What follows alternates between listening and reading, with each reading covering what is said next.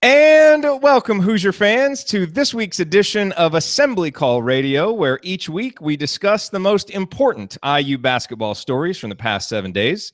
This is our 50th edition of Assembly Call Radio, and it is our 343rd episode overall of the Assembly Call, recorded on the evening of Thursday, October 26th, 2017. I am your host, Jared Morris. And let's begin this week how we begin every episode of the Assembly Call, and that is with our Hoosier Proud banner moment. Let's go back to Saturday night. Hoosier Hysteria at Simon Scott Assembly Hall. There were songs, there were dances, there was a lukewarm dunk contest, and a super quick shooting competition. And there were more than a few holy craps when people realized that this would be the final Hoosier Hysteria for both Tyra Buss and Amanda Cahill, in addition to the 5 men's basketball seniors. But really, there were only ever going to be 3 things at Hoosier Hysteria that really, truly mattered for the big picture success of the men's basketball team. 1, did fans show up in enthusiastic droves? Of course they did, and no one doubted that they would. That was an easy box to check. Number 2, did everyone who played in the scrimmage avoid injury? Yes, they did. Although, Duran, good Lord, please be more careful with Curtis Jones in the future.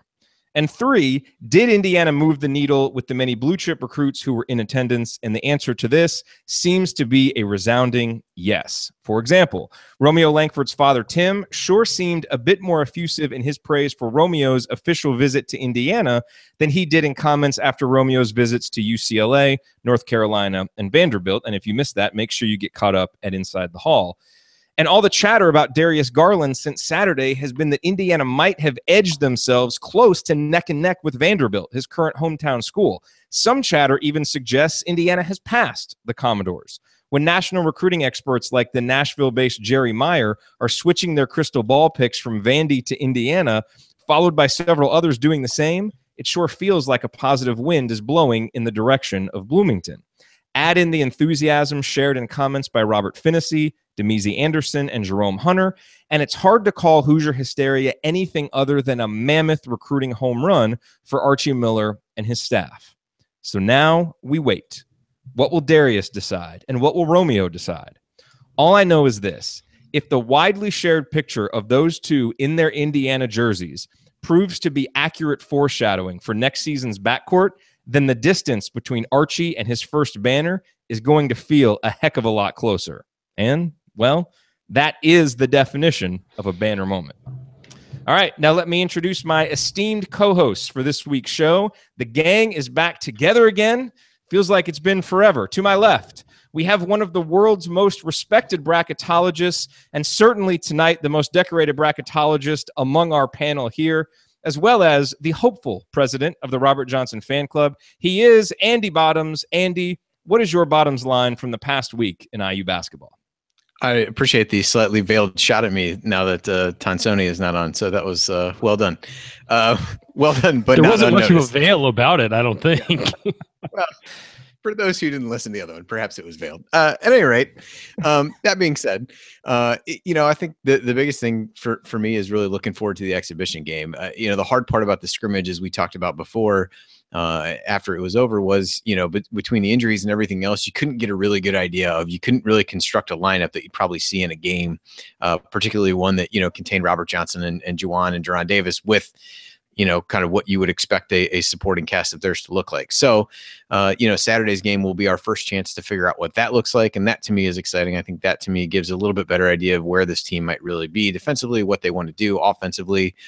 We just talked during those, during the post-scrimmage discussion about how much seemed to be on Robert Johnson's plate because there just weren't other guys out there. So I think, while it was great to see them and kind of whet our appetite for what was to come, I think Saturday will be, while still an exhibition game and maybe something we can't read a ton into, I definitely think it's something that will give us a little bit more of a glimpse into what this team is going to look like on the floor philosophically and how that's part of things is starting to come together. And it'll give us a better baseline that we can use to kind of judge things off of as we go forward. And to my right, ladies and gents, he is back. He's a man who just returned from a fortnight in his homeland of Italy, where instead of sleeping off a night of wine and gelato, he actually woke up at 1:30 a.m. local time to stream Hoosier Hysteria on his laptop because he's just that dedicated. He is a columnist for The Big Lead, and If he seems a bit disoriented, you will have to forgive him, because the recent realization that some of the most famous Renaissance artists in history were actually named after Teenage Mutant Ninja Turtles has really rocked his world. He is Ryan Phillips. Ryan, I'm sure you have plenty of pent-up opinions after your hiatus. What is your IU hoops-related rant this week? I think it has to be about the recruiting. I really do think that the reviews of Hoosier Hysteria were, it was 5-star all the way around from the recruits. And I think that's a huge, huge deal, because these recruits, they see stuff like this. They see big recruiting pitches. They see, all the razzle dazzle on official visits. They see it all. And they were generally the main guys who were there would be Romeo, Langford, Darius, Garland, Keon Brooks Jr. They all came away raving about it and sort of, almost explaining how it was next level and it was different and it was something special and all that. These guys have seen 3-ring circuses at these schools. And so the fact that Archie Miller and his staff put on such a great show and were so, and the fans too, got involved and made them feel special is a big deal, especially because, I wrote this at the big lead and I'm sure we'll talk about it, but Archie needs a signature recruit. I mean, every coach in his first year or his first couple of years at a school needs that linchpin guy to build around. And so going and getting one of those guys is very important, especially early, to set the tone as a recruiter. And the fact that those guys all came away so impressed with what they saw is really genuinely an enormous deal that shows that Miller and his staff can compete with the big programs nationally. All right. Well, here's what we are going to discuss this week. We will talk a little bit more about recruiting, what we're hearing, and what it could all mean. We will also discuss the preseason KenPom projections, which are out. I crunched the numbers on how Indiana has fared recently against their preseason projections and how Archie Miller's Dayton teams have fared, and you are not going to want to miss these results. Plus, we dissect what the projections suggest about Indiana's non-conference schedule. Then we provide a few additional reflections on the Hoosier Hysteria scrimmage. Andy and I obviously dove deep on this in the post-scrimmage show, which, if you missed, was episode 342 of the Assembly Call. But we'll now get to add Ryan's thoughts to the mix, and then we will answer your questions. Lots of good ones were submitted this week, so we look forward to getting to those. All of that coming here on Assembly Call Radio. Before we jump into all of that, I do have a quick little special announcement, really a humble request on behalf of our entire team.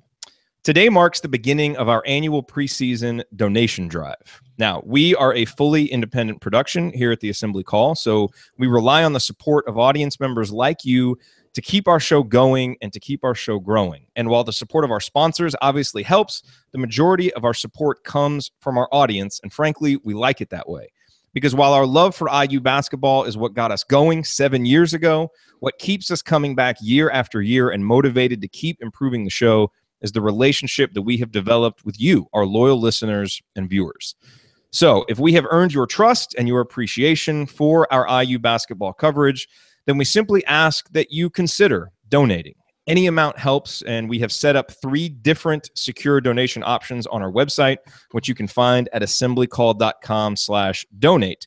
And so far today, a bunch of people have set up recurring donations, and the most popular one-time donation amounts have been $10, $25, $50, and $250. There were multiple $250 donations came in. Obviously, we appreciate those and all donations so much. And one awesome person, thank you a ton. One awesome person, and you know who you are, submitted a donation for $213 in honor of every day Archie Miller has been Indiana's coach. I asked her if we could lock that same rate in for 25 years from now when Archie is still on the sideline hanging banners in Bloomington. And her response is that I better get the money up front, because when we hang our next banner, not if but when, she would probably have a heart attack from the excitement. So that was a great response and a great donation. Thank you. But anyway, this donation drive, like I said, it starts today. It goes through next Friday, October 3rd. Our goal is $4,000. And as of right now, we're actually more than halfway there in less than a day, because you all are amazing and how much you support us. It really is incredible. And just so you know, your donations will help us cover our costs during the season, as well as help us fund our annual trip to Bloomington for a game and meetup, which this year will be in late February for the Ohio State game, senior night. And obviously, we hope to see as many of you there as possible.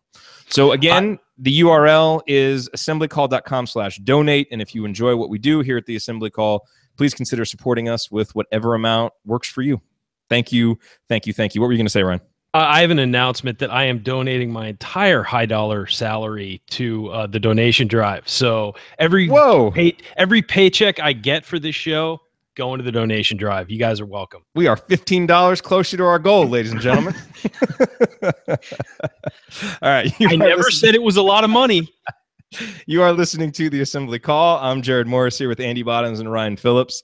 So, guys, let's wrap up talking about recruiting here because it's obviously the biggest story of the week.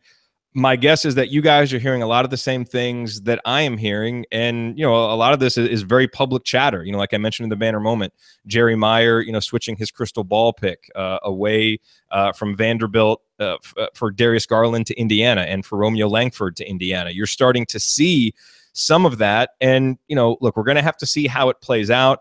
All I can say is after, trying not to get too excited about either recruitment, I'm finally to the point where I'm allowing myself to be optimistic based off the stuff that I'm hearing. And I take that as a good sign. But Ryan, I'm curious, you wrote a post on the Big Lead and you mentioned this about how important Romeo Langford is. We saw Tom Crean get his signature recruit in Cody Zeller. How would you compare the impact of Romeo Langford to, say, a recruit like what Cody Zeller meant to Tom Crean? I think that what I wrote there was that, Romeo Langford isn't a must get. I think this is a solid recruiting class already. It's not like this is a barren recruiting class and they have to get this guy. I think that the recruiting class with Thomas Bryant, they sort of had to get Thomas Bryant because there was no other center coming in on the roster 2 years ago or whatever that was now. I don't even remember. This whole last couple of years have really melded into each other. But I would say that I think he could be the biggest recruit nationally to commit anywhere because of his importance to Indiana basketball if he went there. Look, if he goes to Duke or, I'm just throwing out a school name or Kansas or something, it's not that big a deal for them. It's an enormous deal to Indiana if he gets them because it sets the tone. And what it says is it tells those other high value recruits, hey, you can trust these guys to for your development and taking you to the next level. And I'm willing to trust these guys with their ability to get me to the NBA, with their ability to help develop me. And I trust them to be competitive in college basketball as well. So you saw it with Cody Zeller. As soon as Cody Zeller committed, it was okay for other high value recruits to come. Yogi Ferrell committed.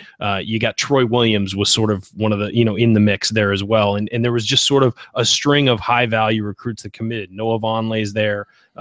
Thomas Bryant, James Blackman Jr. I mean, they all were able to commit and they opened but Cody Zeller opened that door really. And I think that Romeo Langford certainly could be that guy. It also means more to Indiana because he's an Indiana kid, because they were going head to head with Louisville, who is now out of it. They were, Kentucky was involved, Duke was involved. It matters to win a recruiting battle against those schools. And the message that sends to everybody else that Indiana can be a player for big-time recruits, especially this quickly in Archie Miller's tenure, that's a big, big deal. And I think that his commitment would be the most important commitment nationally in this year's cycle. Well, and I think the other thing— for any school, not just Indiana, for any school. Yeah, I mean, I think the other thing that does, and you touched on it a little bit, was, starts to let other recruits know they can trust that. It also gives the staff their first shot at a guy like that, that they can,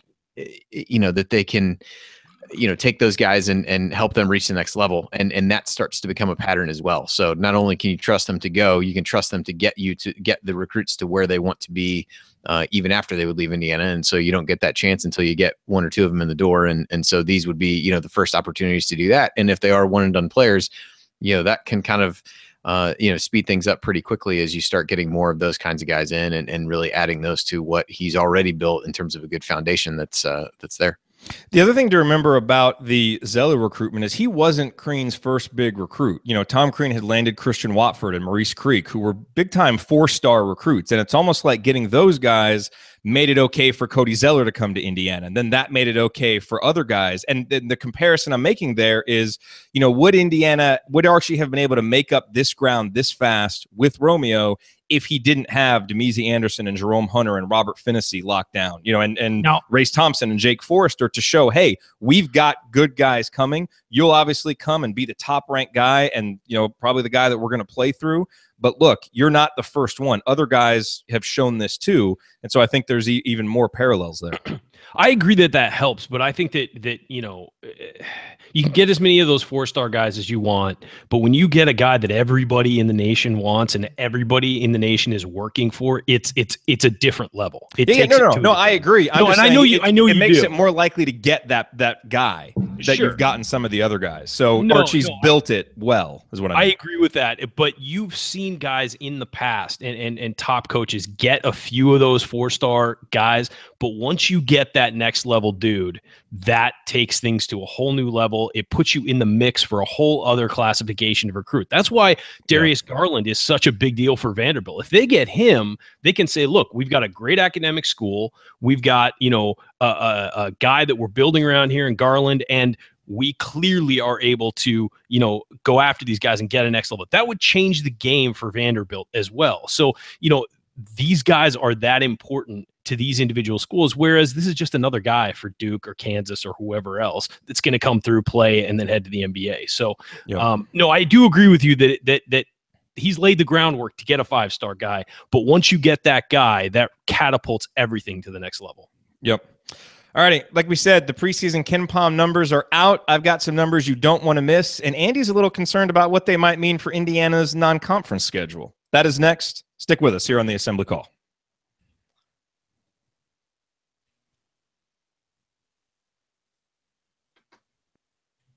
All right, excellent. 1654. Welcome, everybody who is watching live on YouTube.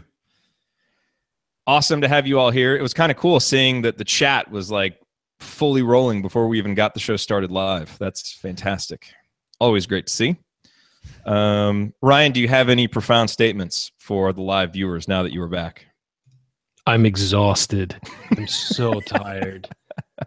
It's a 9-hour time difference. I was traveling for like 21 hours on Monday. I'm so tired. I have nothing profound to say. I'm soldiering on, guys. Just deal with it. I'm trying. All right. So that was 1654. That's the longest opening segment we've had in a while. Probably because I talk too much. All right. So we've got 10:06 for this one. And what time do we have to be out of this one? 17. We've got 9.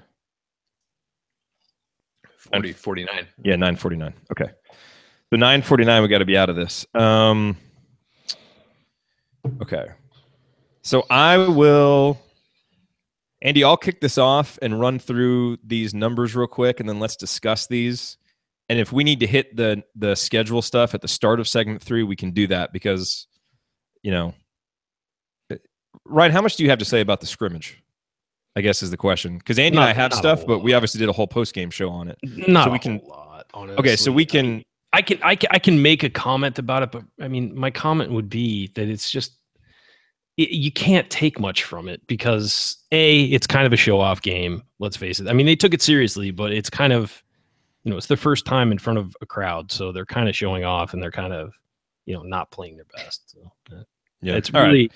So I was told by Mike Davis. This is an off, just for the people watching online story. I was told by Mike Davis. Mike Davis story time. Yes. Oh yeah, 2005 and 6 when I was covering the team during Hoosier Hysteria.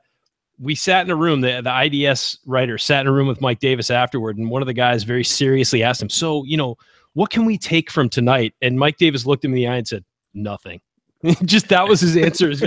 Nothing. And he said, well, what about such and such and so and so? And he's just like, it was just guys clowning around. You can take nothing from it. So I have kept that attitude ever since, and have watched them with that attitude since. And he was right. You really can't take much from it. I wonder what Tom Izzo's answer will be tonight if someone asks him that question. What's the score of that game, by the way? Did they pull away? I haven't seen. All right. So, but in summation, Andy, maybe we can linger on this first point, and then if it goes too long, then we'll hit your stuff at the beginning. By the way, segment 3, I watched schedule. I watched Hoosier Hysteria, but the Wi-Fi sucked. So I mean, a lot of it was choppy. So I didn't really get a whole lot of analysis done. No, that's actually what the offense looked like. Unfortunately. Oh, okay. But ching. We got jokes here on the assembly call. All right. I like how Ryan already multiple times trying to make everybody feel bad for him. So tired from being in Italy.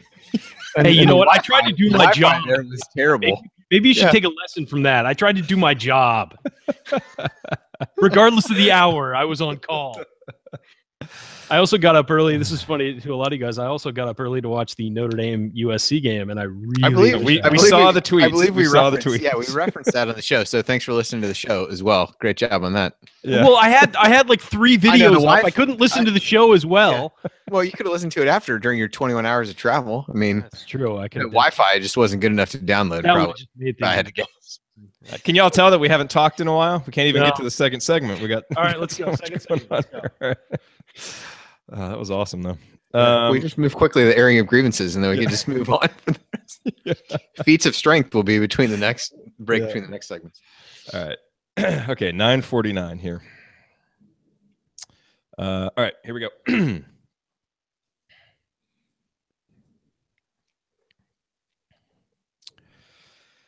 You are listening to the Assembly Call. I'm Jared Morris here with Andy Bottoms and Ryan Phillips, my co-hosts on the Assembly Call IU postgame show. Don't forget, if you ever have to miss all or part of an episode of Assembly Call Radio, there are 2 great ways to catch up. You can subscribe to our podcast wherever you listen to podcasts. Just search for Assembly Call. Or you can join our live Thursday night broadcast or watch the video replays by subscribing to our YouTube channel at youtube.com/assemblycall. All right, guys, so the KenPom preseason projections are out. Indiana is ranked 65th, and that is actually the lowest preseason ranking for Indiana since 2011, and that, of course, was the last season pre-Zeller. Now, I went back and looked at how Indiana has done against those preseason projections and how Archie Miller did at Dayton against those preseason projections, and the data is pretty interesting and I think overall pretty encouraging for Indiana fans. So since 2011, Indiana has outperformed its KenPom projection 3 times. They did it by 13 spots in 2011, by 41 spots in 2012, and by 2 spots in the better-than-advertised season of 2016. In the same time period, Indiana has fallen short of its KenPom expectations 3 times, and pretty widely, by 38 spots in 2014, by 22 spots in 2015, and by 28 spots last year. In total, Indiana's average is falling short of its KenPom projection by 4.6 spots over those 7-8 seasons, however many it is. Now, this 65th ranking is actually Archie Miller's lowest preseason projection since 2014. Interestingly enough, that team outperformed its projection by 28 spots and made the Elite 8. Now, that's not just an anomaly. That is a trend for Archie Miller coach teams. So in Archie Miller's 6 seasons at Dayton, he outperformed the KenPom projection every year but 1, and that was last year when he missed it by just 2 spots. But on average, Archie's Dayton teams outperformed their KenPom prediction by 15 spots. And the biggest differences actually came back in his first 3 seasons, which is, you know, if you think about it, when expectation was before expectations were raised. So after he had taken over, before he had gotten all of his recruits in there, the preseason projections weren't as high, but they consistently outperformed them. And so to me, there's a couple takeaways from this. Few takeaways. Obviously, Indiana, 3 out of the last 4 years, has done a really poor job of turning talent into victories. We know that. That's why there's a new coach. But when you look at what Archie's done at Dayton, number one, it shows you that even once the expectations are raised, he does a good job of getting his team to play at them or even above them. And that was especially impressive once the expectations got raised at Dayton. But for the immediate time at Indiana, what he showed at Dayton is that he can take over a program, have lowered expectations, and take guys he didn't recruit and get them to play much better than what people think. And that, to me, bodes well for Indiana's potential ability this year to outperform their ranking of 65th, which I certainly think they're going to, and I think you guys think that they're going to as well. So I thought those were some interesting numbers and some encouraging numbers for Hoosier fans entering the season. Andy, your thoughts? I just was starting to research where the regionals will be held, so I can make sure travel plans can be made accordingly for the Elite Eight run. I think that was my big takeaway from what you just said. The last time it was that, then it led to the Elite Eight, so that seemed reasonable. No, I think, I mean, obviously that bodes well for what Archie's been able to do, and I think in some ways validates. I don't know that we've ever looked at that. But I think it certainly would validate some of the feelings that we've had over these last handful of seasons of felt like there should have been more that was there at the end, and probably in some people's minds validates their thoughts about what Tom Crean is as a coach. And I think it'll be interesting to see what Archie can do there. I think the preseason projections, there's obviously and Pomeroy, tweeted out some links to his previous things that he's written on potential flaws in it and just kind of how his methodology works. But probably not terribly surprising to see IU fall that far when you think about their performance last year, which factors in, and then what they lost from that team, not having any kind of big time recruits that really moved the needle on it. Probably not terribly shocking as to where they are, and hopefully that trend will continue for Archie, and he can work his magic relatively quickly and get him moving up, because we learned that he'll be watching to see how quickly they can rise in the rankings. He is going to join us for our KenPom segment on the postgame show so that we can all watch them update live. You might have missed that, Ryan, while you were gone, but Archie loves KenPom, checks it all the time, and actually gets emotional, he said, about it when the team gets. So we now have an open invite that he can get on with us after games, and we can all just sit around and hit the refresh button on the site. So I'm looking forward to that. Your thoughts on these? What that says to me, with the trend. I mean, I'm not going to comment on where they're ranked right now, because I don't think anybody knows where this team is going to be. Let's face it. Everything is a guess right now. I think they're easy to put down in the rankings because you can assume that some of the key players are gone, and some of the guys who have come back have underachieved a little bit. And so it's easy to put them down. We don't know where this team is going to go. I mean, we have no feel for what this team is going to be. We don't even know what the rotation is going to be. So, preseason rankings are not exactly worth a whole lot when you're dealing with a team like this, new coach, new system, and a lot of guys playing in roles they probably haven't before and being relied upon in ways they haven't before. So that's why I think it's instructive to look at what the coach has done with his history, because that's really all we have to go on. Yeah, and that's where I was going to go. That's where I was going to go next, was that I think that what it says, if you look at those numbers, is that Archie Miller's teams do one of two things. They either overachieve or they get better as seasons go along. And I think that both of those are important. Both of those things are important. You want a team to achieve at a higher level than it's projected to, always. If you underachieve, it means you have a disappointing season. Overachieve, I mean, it's not always about winning a championship. If you overachieve from what you were supposed to be, that's a good job. Now, of course, the goal is to win a championship, win the Big Ten and things like that. But, you're not going to have that roster every year. It's just not the way that things work. You want to see a team consistently overachieving its mark every year. And you also want to see a team that improves as the season goes along. And those are the two things those projections tell me about Archie Miller. It's that his team is doing one of those two things. They're either just overachieving or they're improving as the year goes along. And that's who they were at the beginning, and they got better, or they were better than people thought at the beginning. So it's one of those two, and both of them are positive. You're listening to the Assembly Call. I'm Jared Morris here with Ryan Phillips and Andy Bottoms. I mean, I really get the sense with this year's team, and look, obviously we'll know more as we see them play in the exhibition games and as we see the games start. I agree with you, Ryan. We don't really know where this team is. And I frankly, I'm okay with some of the lower projections, from people who maybe aren't that close to the program. And I understand why people like us are maybe a little bit more bullish, having some more faith in some of the individuals than others do. But I really get the sense that this is going to be a team that is probably going to struggle early, especially as they learn a new defensive system, especially as they learn a new offensive system and try to gel. And they may take on a few losses early, but that's why I think patience among the fan base is so important, because I really think the potential is there with the talent and the coach and what the coach has shown, that this can be a pretty good team by late January, February, March. We just may have to go through some struggles early on to get there. But that isn't necessarily a negative. That's just what this group is going to have to go through under new leadership. Yeah, I think that's a fair assessment. I mean, there is the talent there certainly, and I think that a lot of guys last year, didn't perform to the level they're supposed to. I just wanted to give someone a square for Ryan interrupting Andy. Yeah, no, there was enough dead air there that I was going to fill it somehow. Yeah, I liked how he kind of hung back and then waited until. Yeah, no, I think one of the things I think Cliff Marshall even talked about was trying to get these guys where they're playing kind of physically peaking later in the season, and I think that really corresponds, and maybe even with some things that Archie had said as well. So I think that's something he's got from a just a strategic standpoint, and really wants to shoot for those times that these guys are playing well. So I think your thought process of how that all might play out, lines up with what it sounds like his expectations are and what he's typically tried to get his teams to do.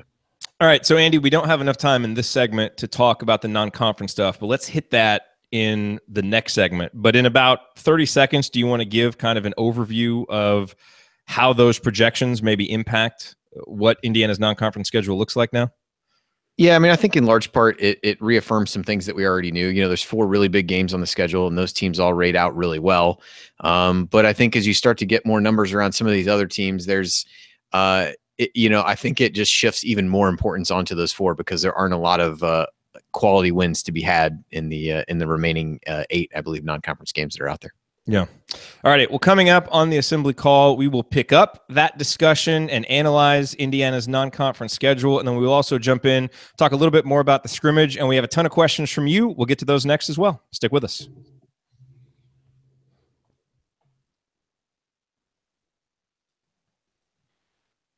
Right on time. Nice job there, Andy. I got to say, I'm watching this Atlanta United Columbus soccer match on ESPN. Man, it's good. There've been I think they've hit the post 9 times in this game. Someone has, one of the 2 teams. It's a playoff game, and there's less than 2 minutes left before penalty kicks. Wow. So if you're out there and watching and want something on in the background, I suggest that. That's good. You should have said that earlier. I've been watching this stupid football game. These 2 Oh, teams. it's so bad. It's so bad. I'm working tonight, really, folks. So quality. It really is not quality. While you guys are talking, I'm looking at data to try and present a better show to our audience. That's fine. No. I already know everything. Clearly, you know that. Oh man, great. A guy just kicked it right off the line. Oh, dude, this is insane. It's the most exciting 0-0 scored sporting event I have ever seen. After nearly 120 minutes of soccer. 0-0, and it's been thrilling. It's crazy, guys. I also just spent a week watching soccer with Italians and learning tons of cuss words. I was actually in Italy for one of the World Cups, maybe the '94 World Cup, when Italy, I think they made the finals against Brazil. I was really young, but I remember my dad and I went to this little bar. Yeah, 94 was when it was in the U.S. and it was Italy and yeah. And I just remember Italy had Roberto Baggio because everybody loved him and he had his little ponytail. Yeah, and man, they started throwing. It got my dad hustled us out of there because it looked like a riot was going to start. Well, that was your first mistake, was being around a bunch of Italian fans during a key soccer match. I didn't know. I was 13, I think, 12, 13. You're dating yourself. That's okay. I talk all the time about my love for the 93 Hoosiers. People know exactly how old I am. It's cool. It is cool. All right, let's do this. Segment 3. So, Andy, let's talk schedule stuff. Okay. Yeah, you guys handle that. I'll just be. And then what are we hitting in the latter part of this? Just other. We will meander into a quick discussion about the scrimmage, and we'll see if it goes anywhere. And if it doesn't, then we'll cut it short and we'll go to questions. We've got a lot of questions for segment 4, so we'll see. If we're not getting anywhere with any scrimmage observations, then we'll make that short. Yeah, we can promote the post game show. Yeah, and we'll go. Okay. All right. All right. Here we go. Let's do this. Okay. All right.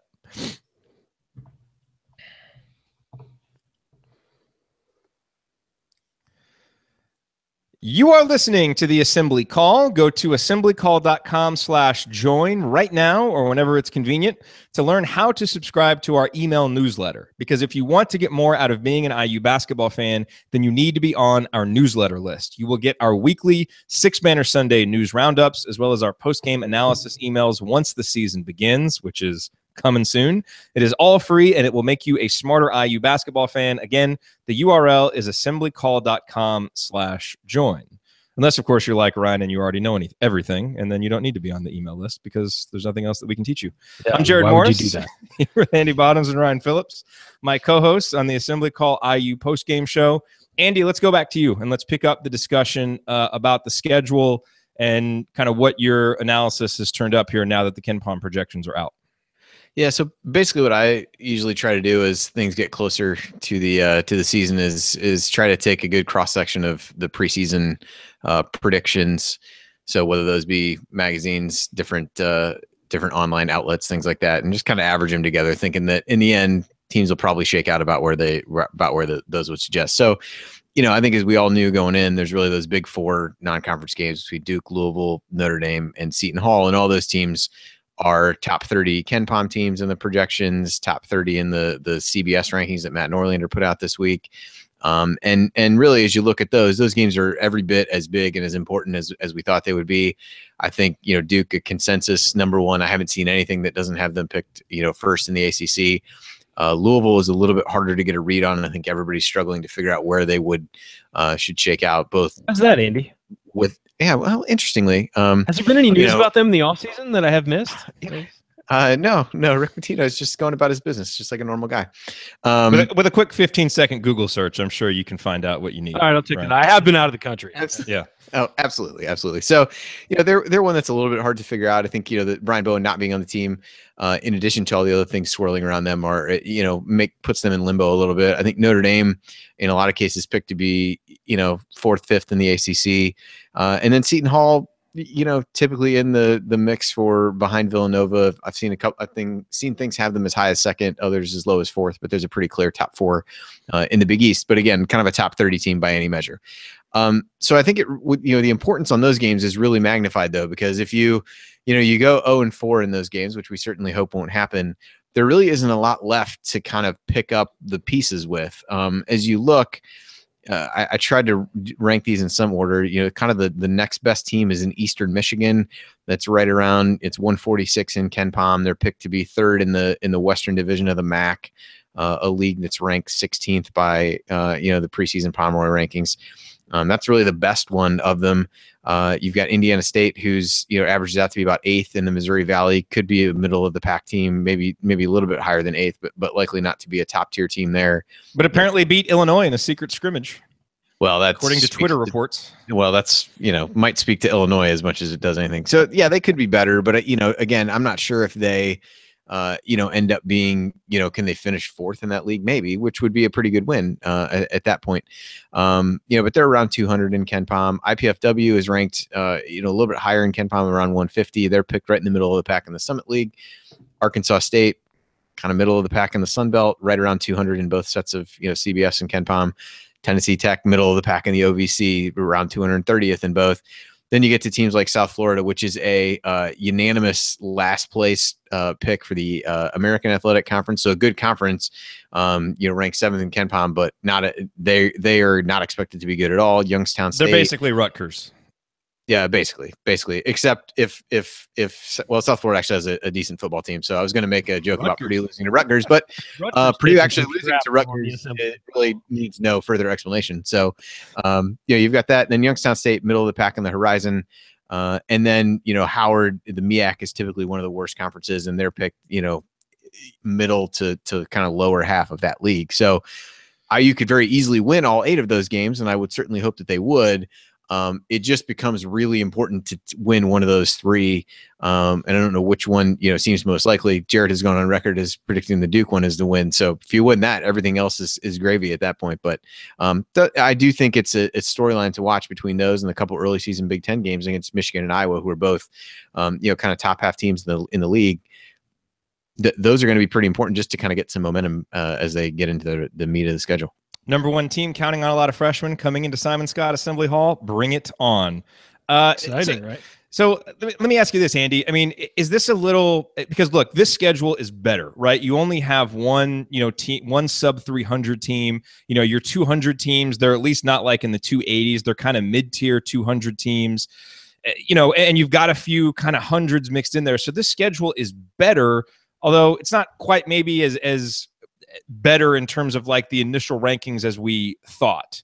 Is that fair to say? And is it fair to expect that the schedule will probably get better as seasons move forward and Archie has even more control over it with more time to handpick these games?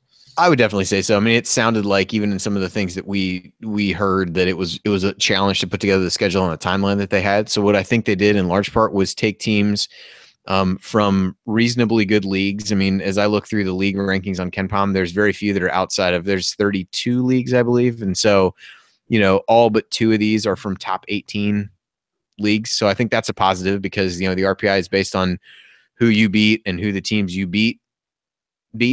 And who those teams play. So getting teams in better conferences certainly helps. The MEAC one, is what it is.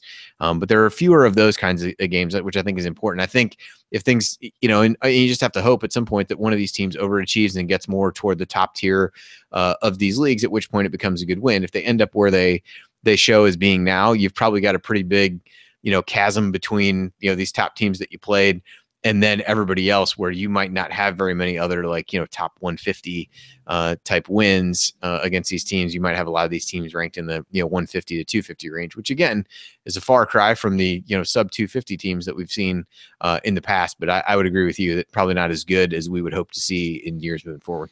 And with all that said, I will still reiterate, going to need to have some patience with this team. I think, a team like Indiana State, they're coming into Simon Scott Assembly Hall. It's a game Indiana should win. They probably will win. They should win it by 10, 15 points. But again, with the transition, new coach, all that stuff, if this team struggles a little bit early, some of these teams like Indiana State are good enough to make it a game. So just because, there may be, the 150s, the 160s, doesn't mean they're not good enough to give Indiana a game. So it's important to maintain that perspective as we go through this non-conference. All right, you are listening to the Assembly Call. I'm Jared Morris here with Andy Bottoms and Ryan Phillips.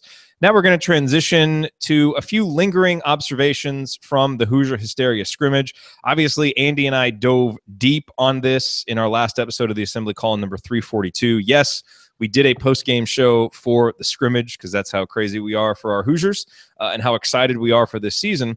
And we were joined on that by the coach, Brian Tonsoni, who provided a lot of insight. The one man missing, of course, was Ryan Phillips, who was in Italy during it. And so, Ryan, we want to give you this opportunity to claim credit for discovering Devontae Green in the scrimmage. So if you would like to step up now and make that claim, we'd like to cede the floor to you to do that. I've been saying for a long time Devontae Green was underrated and that I thought that he might eventually be the point guard of this team when things got worked out. So, just trying to wipe a little dust off my shoulder there. It's Devontae, I think, is a guy who's got a really good chance to be a great college basketball player, a very good college basketball player, I'll say. And I think that his commitment to defense is what's going to get him on the floor. And then I think that he's got enough talent offensively and has the ability to develop offensively and become a really nice player for Indiana. And I think that showed in the scrimmage that he's improved. I thought he and Curtis Jones were the two bright spots that look like vast improvements at Hoosier Hysteria for me. I don't know about what you guys thought. Andy, what are your lingering observations from the scrimmage? Anything we didn't get a chance to get to in the show?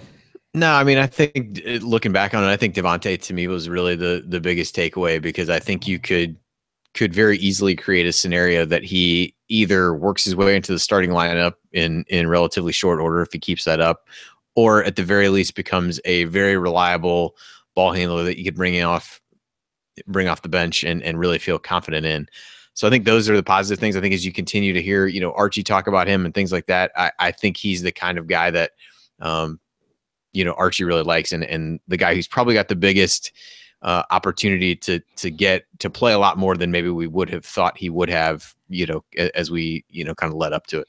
What would be great, let me just jump in real quick. What would be great is if he and Curtis Jones develop some chemistry in the backcourt, can be sort of right now the first guys off the bench in the backcourt, and maybe develop enough chemistry we start seeing them play 15, 20 minutes a game. Maybe, as you said, Devontae edges into a starting role, but you got to see those two connect with chemistry, because they could be the backcourt next year. We don't know how things are going to play out in recruiting, but it looks like those two could be, key pieces in the backcourt to go along with Deron Davis in front court. I mean, that could be a pretty nice tandem to go along with those guys. So given their athleticism and their ability to defend, and then their ability to create things on the offensive end, I think that'd be really fun to watch this year. I want to make this point about Devontae too. And look, I was really excited by what he did. I think the fact that all the reports about him in practice have been glowing. He's the guy who got the gold jersey. Like, that kind of shows you this wasn't just one good night for him.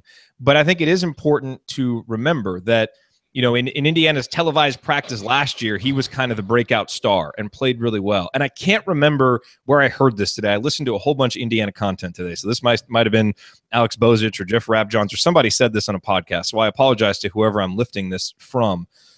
But Devontae is the type of guy on Indiana's roster who's going to shine in that type of environment where it's kind of up and down. The defense isn't really in yet. A guy who's got that type of game, who's maybe a little bit quicker to the basket, has some shake to it.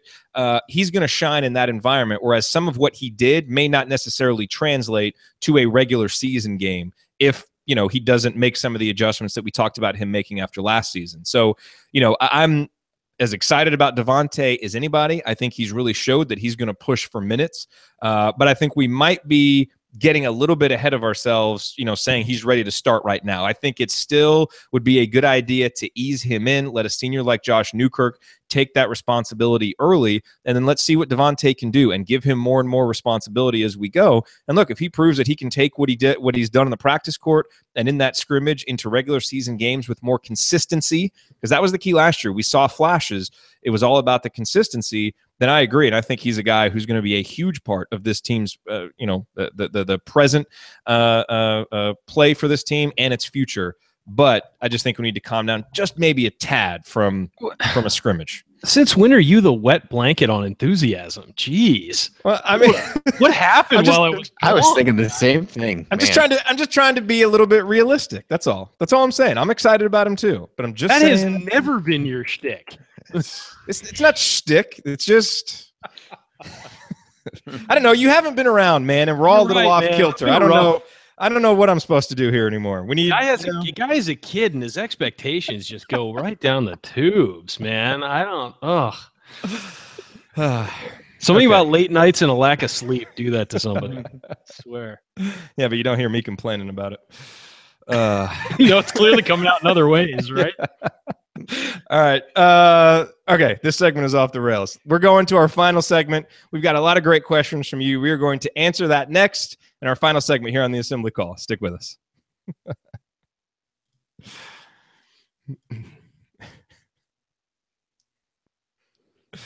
All right, 1326. You're welcome for that, everybody. I wasn't that harsh on Devontae, was I? I was just trying to be. No, it's just you're usually like the relentlessly positive one. He's like, he's going to be an All-American. Yeah, why don't you guys shut up? Maybe nothing's good's going to happen after all. So, yeah, I didn't say he should start tomorrow. I'm just saying you could see a scenario where he could work his way in. Yes, you can. 13, let's see, that was 1326. That gives us 1034, 958. That's the quickest we've ever done that math. All right, 958. Have you had a chance to look at these questions, Ryan? I perused them real quick while you guys were talking schedule. Let's see. Okay. Which ones are you liking? I think, okay, how much time do we have left? We have almost 10 minutes. Okay. I think the lineup thing would be hard because we'd each have to go into that, and that's a lot to go over 5 positions in depth. Yeah. Oh, you talking about that third question? Yeah. That's a long. I think it's fun. I don't think we need to necessarily get into that because it's too much, but it is kind of fun to list out all the player names and just kind of think about the possibilities. So let me just take that. Maybe you could tee it up. Yeah. I'll tee it up and then you guys just give general statements. Cause who knows what the starting lineup's going to be. There's way too much time obviously between now and then. But I like these first two. Well, we know your answer is going to be on the second one. Indeed you do. So we'll get to that. All right. So and then let's do Derek's question before we do Brandon's too. Okay. And we've hit that Brandon's question, but it's kind of a fun one to end on. Yeah. Okay. We ready for this? Yep. Okay. All right, here we go. Good. All right, starting now.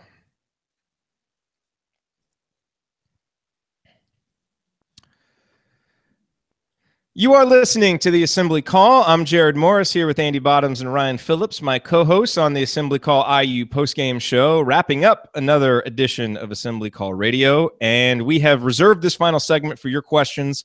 You sent in a lot of good ones, and so let's start going through those now. Gentlemen, the first question is from Jeff, and he says, as the exhibition against Marion approaches, what would you deem a success? Also, how excited is Ryan to be able to interrupt Andy again? The second part of that, or the answer to that.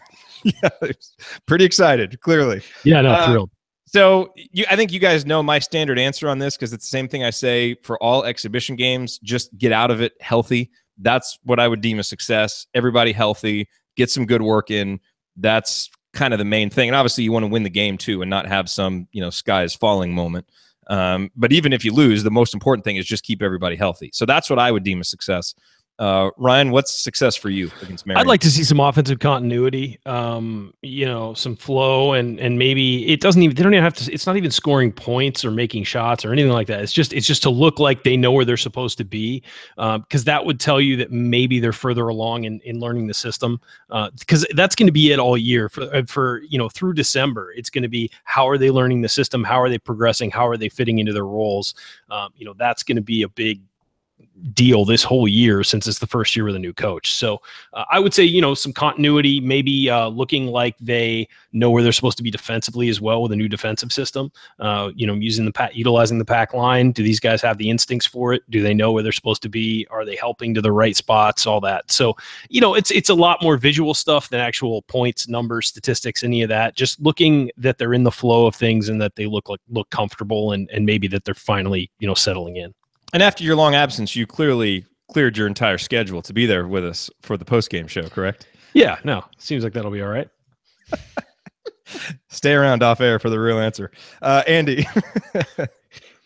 Yeah, I mean, I would echo what Ryan said. I think you just want to start to see, and even like I said in the opening, I'm more interested to see lineups that we're likely to see in games this year. So I guess I don't know how you deem that a success, but as you start, do you start to see some of the rotation shake out just a little bit, or at least get an understanding of where guys stand today? Because I just don't really feel like, because of the scrimmage, setup and the injuries that were there, it was really difficult to kind of figure out what a lineup might look like together, where you've actually got, 5 guys who are going to shoot the ball on the floor and things like that. So I think that'll be, for me, just starting to see what the philosophy really is going to be once we get going. All right, next question from Craig. I know you've covered this some, but we have more info now. Do you start Green in a 3-guard lineup and bring in Hartman as the 6th man, or do you start Hartman? It's kind of an impossible question to answer, not being there in practice. Except that you just answered it because you said the notion of starting Devontae Green that I brought up was ludicrous. And I'm not changing it. I'm not changing it. I'm just acknowledging that for us to speak authoritatively on this, we should acknowledge the limits of what we know and defer to the coaches. So if Archie Miller does decide to start Devontae Green, I'm not going to come on here and say it's the wrong decision. Clearly, he will have seen things in practice that suggest that is right.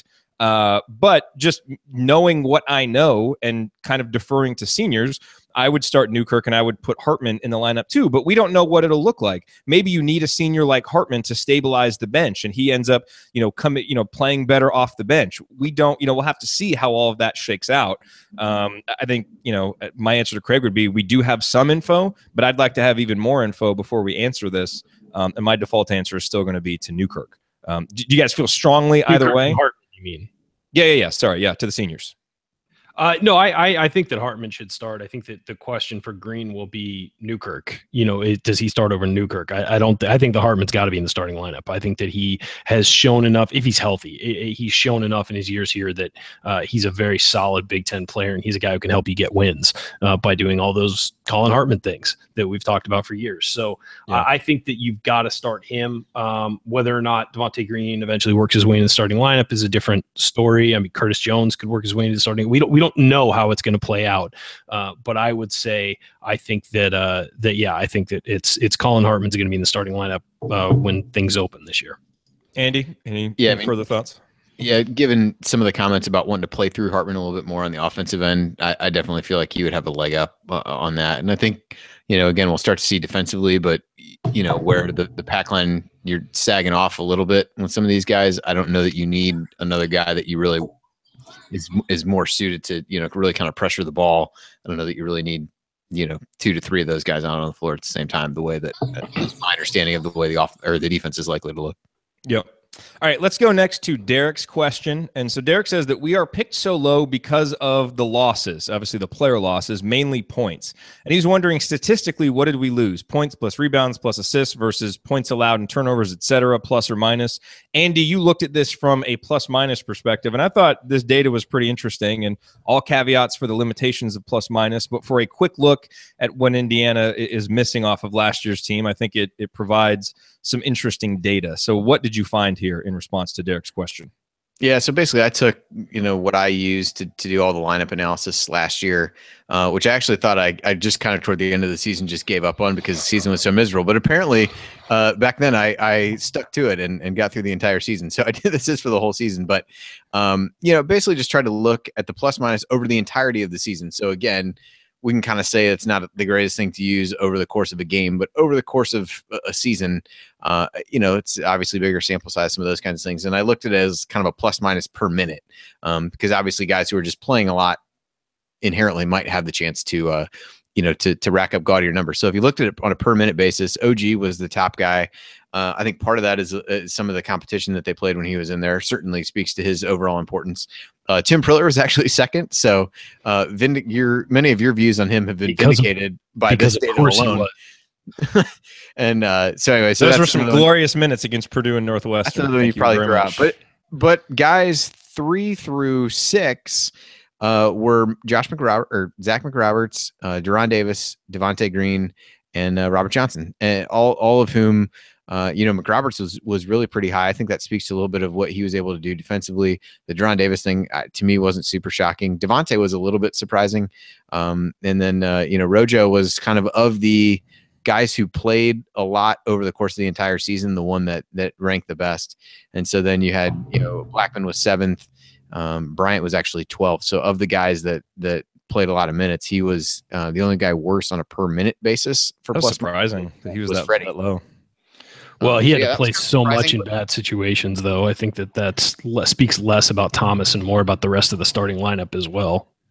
Yeah, probably. Yeah, all of that probably fair. So interestingly, I mean, yeah, obviously when you kind of look at the raw numbers, I think there's certainly a lot that was lost when you think about what those guys did. But I think you do have some guys that were relatively efficient from that standpoint. The question is, as those guys all are asked to take on bigger roles, most of the players toward the top of this list are not guys who played a ton of minutes. So as you start to play more, does that kind of per minute piece diminish at all? Our next question from Kix Milla. He says, if Darius and Romeo both commit, how will our scholarship situation look? Will someone transfer? And what would be the starting lineup for next year? We've covered that first part. Obviously, Indiana will be, quote unquote, oversigned by one, but that won't actually matter until August of 2018. So we just have to wait to see how it all plays out. There's really no use getting concerned about it right now. Yeah, and that stuff tends to work itself out one way or another. So especially with a new coach in his first year. I mean, you kind of expect that there might be some kind of attrition, but who knows? Maybe, if Archie has great relationships, that might not happen. But sometimes guys are on a 2-year plan and then it changes. I mean, we don't know. Yeah, absolutely. That's wonderful, Andy.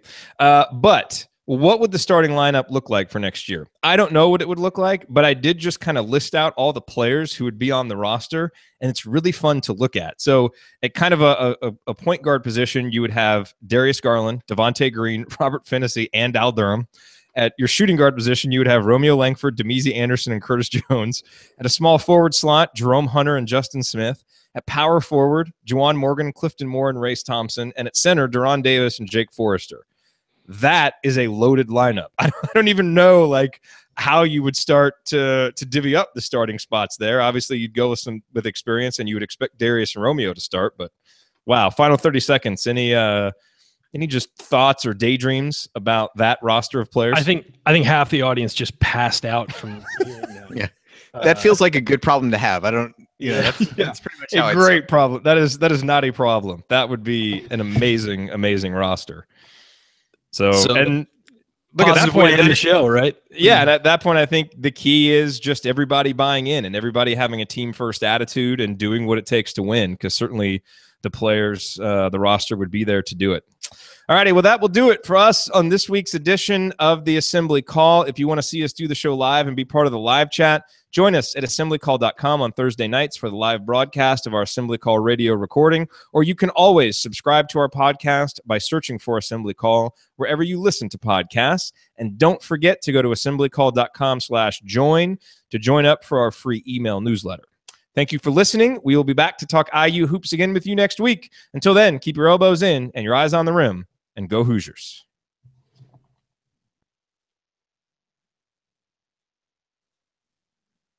And done. Nice job, gentlemen. Exactly 10:34. I can shut Skype off, right? Yeah, I did. Yes, you can shut Skype off. Well, I tell you what would really we are still live on YouTube, Ryan. Just remember that. Yeah, no, I know. We're still live. I will say the lineup stuff would be interesting, given Archie's like kind of stated, I usually don't play everybody and those kinds of things. Like with what you just described, that would be an interesting challenge for him.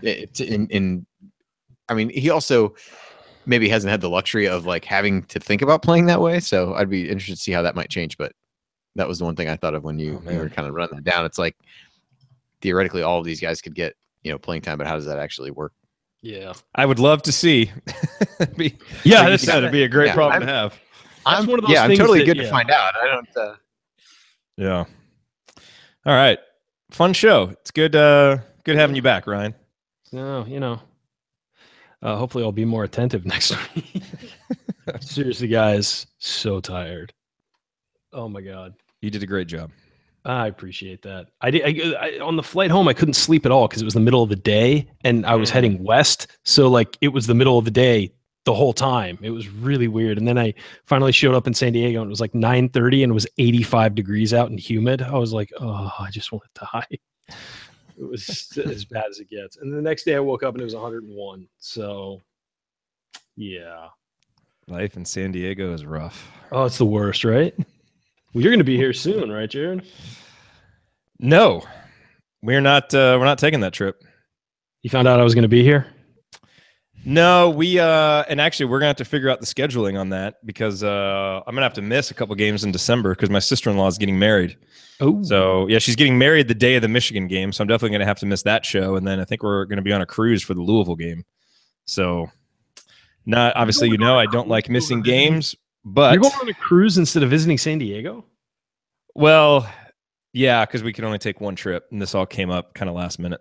You know that cruises are like disease factories, right? I mean, that's like there's flesh-eating bacteria on these cruises. Like like on all of them? A lot of them. It's disgusting. It's like 5,000 people. The problem is you don't know which ones. So contained in a vessel where you're all going to the bathroom repeatedly and getting seasick. I mean, come on. It's a breeding ground for it's like a floating petri dish. So you're saying our idea of taking our young daughter on this cruise is not a smart one? Probably a bad one. Yeah, probably a bad one.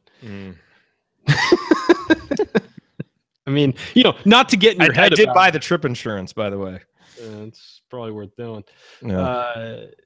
Yeah, dude, cruise is miserable. Well, I'll take your 101. I am going to be outside at a soccer tournament on Saturday with what at least at this point sounds like a large chance of rain and the temperatures in the mid 40s. So you can go to hell. Yeah. Yeah. No, it's funny because I was totally. At least I can stay. At least with that, I can stay. At least when it's 100 degrees, I can stay inside with the air conditioning cranked up. If you got to be outside and it's 40 and raining, there's nothing. I would rather have it snowing than being 40 and raining. Like I hate that. Like snow is dry enough. You can brush it off. It's not a big deal. Rain when it's that cold, miserable. The worst. There's no worse forecast than wintry mix. None. It's not. There's no. And I will fight anybody who argues me on that. It's. Wintry mix is pretty bad. It's bad, man. It's slushy. It gets muddy. It's gross. Your car gets disgusting. Like, there's just nothing about it that's good. Yeah. at least snow's pretty, like it can coat the ground and be white and, snow is nice. wonderful. I miss snow. Snow's great. Wintry mix is the worst. I was gonna say, yeah. So I was in Italy. It was like in the 80s the entire time, and that's like unseasonably warm there. My last day, it went down to 37 and raining, and that's what they're dealing with now. And luckily I left, but then I came back here and it's miserable. So I was there with you, Andy, in spirit the other day. It was gross. Touching. Yeah, I don't envy you. So what are you coaching this year, Andy? What are all your coaching?